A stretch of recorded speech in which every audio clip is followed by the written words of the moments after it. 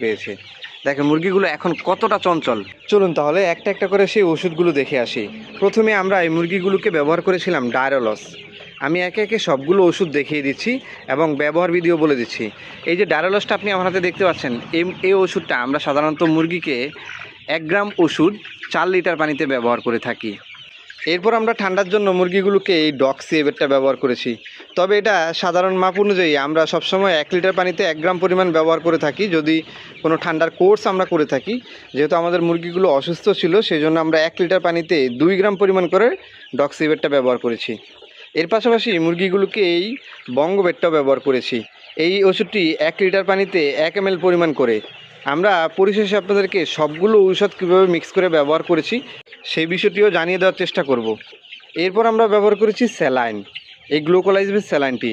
কারণ যখন মুরগিগুলো অসুস্থ হয়ে পড়েছে, খাবার গ্রহণ না করার ফলে মুরগিগুলোর শরীরে দুর্বলতা দেখা দিয়েছে বা দেখা দিতে পারে, সেজন্য আমরা এই স্যালাইনটা ব্যবহার করেছি।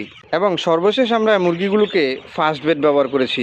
যেহেতু মুরগিগুলো হঠাৎ করেই ঠান্ডার প্রবণতা দেখা দিয়েছে, ঠান্ডা গরম কিংবা গরম ঠান্ডা থেকে, তাই মুরগিগুলোর শরীরে জ্বর চলে আসতে পারে, সেই জন্য আমরা মুরগিগুলোকে ফার্স্ট বেডটা ব্যবহার করেছি। এই ওষুধটার বাজারে আপনি ট্যাবলেটও কিনতে পেয়ে যাবেন। যদি আপনি ট্যাবলেট ব্যবহার করেন সেক্ষেত্রে আপনি 3 লিটার পানিতে একটা ট্যাবলেট ব্যবহার করবেন।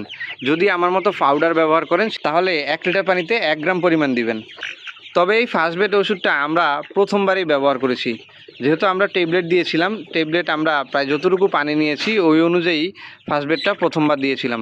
অতিরিক্ত পরিমাণে যদি ফার্স্ট বেড ব্যবহার করেন তাহলে মুরগির শরীরে যে রক্ত রয়েছে সেটা পানি হয়ে যাওয়ার সম্ভাবনা রয়েছে। ফার্স্ট বেড ব্যতীত এই 4টা ওষুধ আমরা নিয়মিত 3 দিন পর্যন্ত ব্যবহার করেছি। এখন আপনি বলবেন নিয়মিত 3 দিন ব্যবহার করা বলতে কি বোঝানো হয়েছে? ধরুন আমি মুরগিগুলোকে সকালবেলা এই ওষুধগুলো দিয়ে পানি দিয়েছি, এর পরবর্তী সময় অর্থাৎ ঔষধ শেষ হয়ে যাওয়ার পর সাদা পানি দিব অথবা ফ্রেশ পানি ব্যবহার করব। এরপর আবার যখন পানি দিব তখন মুরগিগুলোকে আবার ওষুধ প্রয়োগ করব।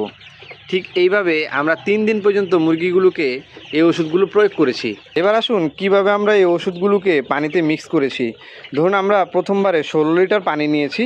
16 লিটার পানির মধ্যে আমাদের হাতে যে ডায়ারলস দেখতে পাচ্ছেন, ডায়ারলস ওষুধটা আমরা 4 গ্রাম পরিমাণ দিয়েছি, যেহেতু প্রতি 1 গ্রাম ওষুধ 4 লিটার পানির জন্য। এরপর দেখতে পাচ্ছেন ডক্সিএভেট। ডক্সিএভেটটা আমরা যেহেতু বলেছি ঠান্ডা রোগ আক্রমণ করেছে, তাই আমরা 1 লিটার পানিতে 2 গ্রাম পরিমাণ দিয়েছি। এরপর গ্লুকোলাইজ স্যালাইন আপনি যদি অর্ধেকটাও দিয়ে দেন, এখানে 25 গ্রামের প্যাকেট রয়েছে, আপনি যদি অর্ধেকটাও দিয়ে দেন সেক্ষেত্রেও ক্ষতি হওয়ার কারণ নেই, কারণ স্যালাইন আমরা দৈনন্দিন মুরগিগুলোকে ব্যবহার করে থাকি। এরপর আরও একটা ওষুধ দেখতে পাচ্ছেন বঙ্গবেট। বঙ্গবেটটা আমরা মুরগিগুলোকে 1 লিটার পানিতে 1 গ্রাম পরিমাণ করে ব্যবহার করেছি। আমাদের খামারের মুরগিগুলো যখন হঠাৎ করে অসুস্থ হয়ে পড়ে